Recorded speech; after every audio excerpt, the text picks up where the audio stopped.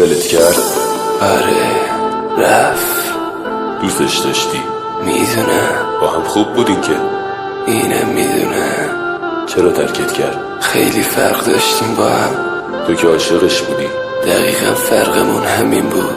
ازش چیزی داری؟ تو حافظم نه، اما یه یادگاری، یه صدا، یه قول، یه حرف.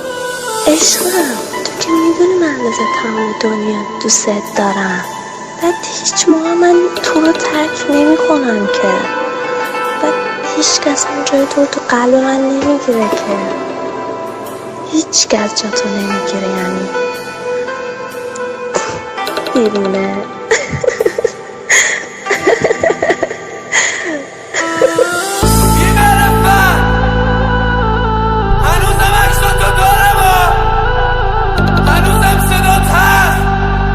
هر روز گوش میدمش،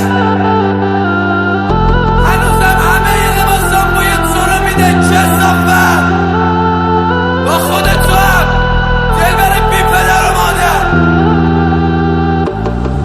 ای کاش سرتون بگیره، دلت بسوزه به حالم، برگردی پیشه.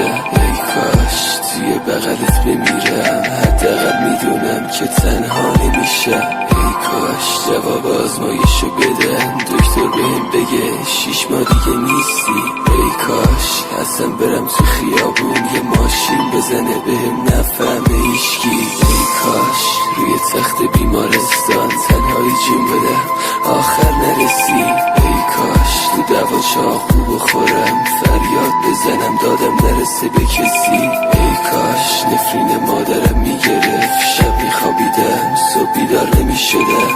ای کاش هیچ وقت تو رو نمیدیدم. ای کاش هیچ وقت عاشق نمیشدم. رفیقام البته کشیدم برام برش کشم.